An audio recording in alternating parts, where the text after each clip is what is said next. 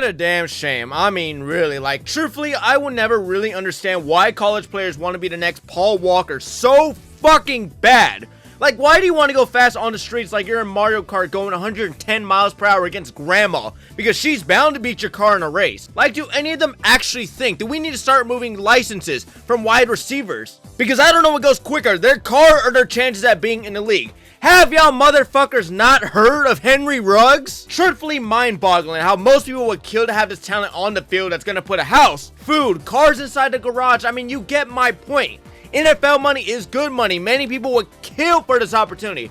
But of course, why have that when you could be in prison? That's the biggest flex right there. One day you're receiving at LSU a chance at being a top receiver in the league.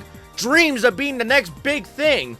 Now, instead of receiving on Sundays, you'll be receiving every day from Diddy in your jail cell. Going from Louisiana State University to Louisiana State Penitentiary. Generally, I'm disappointed in Kyren Lacy. Like, I am disappointed. Look, I watched him. I thought he was a great receiver. Like, I thought he was solid. Like, hell, you think I know the man the way I'm upset over it? Yeah, without further ado, let's talk about Lacy's short-ended career and how he went from a future star to committing homicide during his senior year. Now, let's start all the way from the beginning. Kyren Lacy, Louisiana's very own, born and raised, stands at 6'2" and 213 pounds. Lacy started his career by attending a high school not even really an hour away from LSU campus. He went to Thibodaux High School, where he was ranked top 20 in the entire state as a wide receiver. With 11 total touchdowns, 729 receiving yards, averaging 17 yards a catch, with a total of 42 receptions his senior season. He was a 4-star recruit coming out of high school and got offers from schools like Louisiana Monroe, Louisiana Tech, and the Raging Cajuns, making it clear he wanted to stay in his state. So he would enroll to the Raging Cajuns in 2020, and this is where his young career would start. Over at the Raging Cajuns, I feel like I am saying that wrong. Let me just make a quick disclaimer. I'm not great at pronouncing things. Anyways, now back to the story. As a freshman in 2020, Lacy led the team with 28 receptions for 364 yards and 4 touchdowns. Nothing too crazy so far yet. See, in 2021 for his sophomore season, he would go for 22 catches for 304 yards and 6 touchdowns, contributing to the Cajuns' 13-1 record and a Sun Belt Conference title. Then ultimately in the offseason, he would transfer to LSU for his junior and senior seasons alongside an extra year eligibility because, you know, COVID, like, you know, he gets an extra year, you know, that bullshit. Likely due to the opportunity for greater playing time and exposure at a larger program with a higher profile. Especially with rising college quarterback Jaden Daniels. It's what he would need if he wanted to boost himself to the media and to the next level. And he would also continue to develop under a great system that is known for making some of the best wide receivers that come out in the NFL. So for his first season at LSU in 2022, he caught 24 passes for 268 yards, where he'd be rather limited given the receiver room consisted of Neighbors and Thomas Jr. And obviously he's not better than those two. I mean, like, Lacy was great. Don't get me wrong, he's great, but you're not competing these two guys. These two guys were basically already wide receiver ones just on the same team. And he was also starting to show issues already on the field, being he was really nothing elite. Like I say, the kid's good. He had talent, but he was like nothing crazy, nothing elite, nothing that makes him stand out. He lacked top acceleration, and he was not very consistent.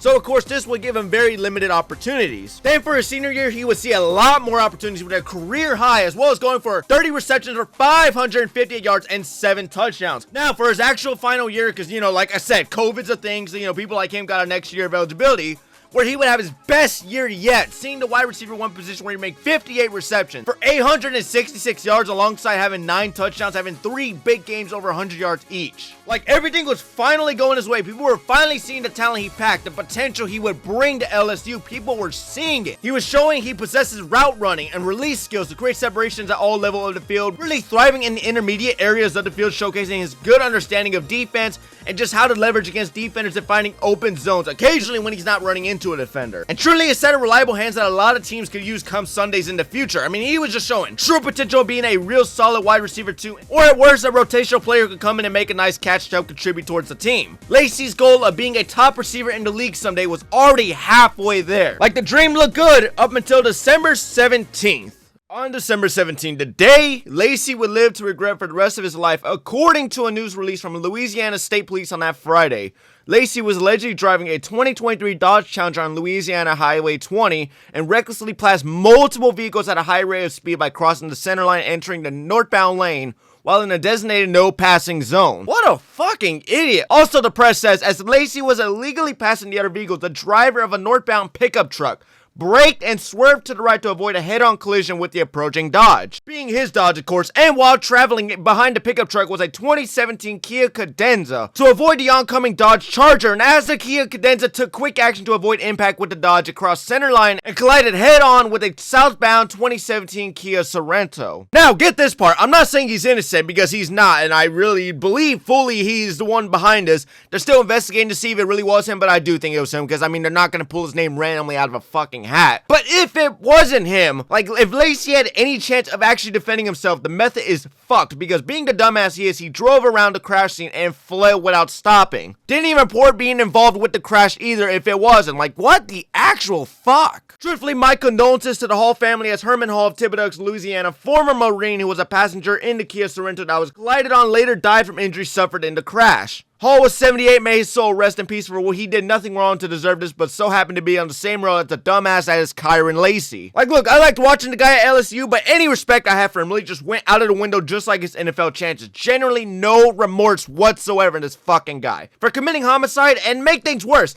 2 days after this asswipe did this, he would have the honor to declare for the draft like he fucking got away with everything. I seriously hope everything, and I mean everything, comes after Lacy. Same thing with Ruggs, and I was a huge Rugg guy. If y'all don't know, I'm an Alabama fan, you know, I loved Ruggs, but you know, right after he did all that, respect for him, gone. So, you know, I really hope the same shit happens to Lacy. Like, you know, it's easy to separate the talent from the asshole off the field. Lacy might get away with the crime, however, unfortunately, because some law bullshit that says, since his car never touched the other two, he wasn't responsible, but even then, I hope karma finds his ass eventually. Right after the crash, there was a warrant placed on his head where he would go ahead and turn himself in on Sunday, January 12th, being booked, as I just mentioned, homicide, felony, hit and run, or more or less a miss and run, with a bond release of $151,000. See, before this, Lacy was projected to be a top 50 pick in the NFL draft. Alright, that's just generous, come on now.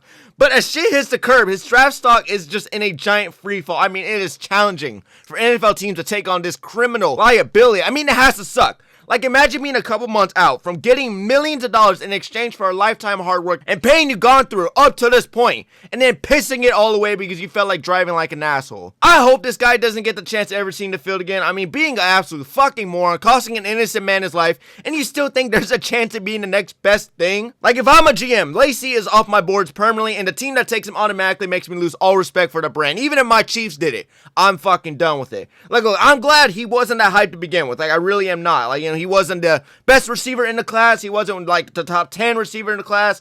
Like, you know, it would suck to see top tier talent go down the gutter, but since he's just a above average wide receiver too, there's really plenty of other guys in the draft that will replicate or do what he does better. Like, generally, you really just have to look at this and say, what a waste of a career to come so far and sell yourself so short because you wanted to make such a poor decision. And people will go on to say, well, Jalen Carter made it to a team. Why can't Kyren make it to the draft? Huge difference between the two. I mean, this one's probably worse than Carter's just because Carter just happened to be at the same scene where they were racing when the crash occurred, not causing the driver to die.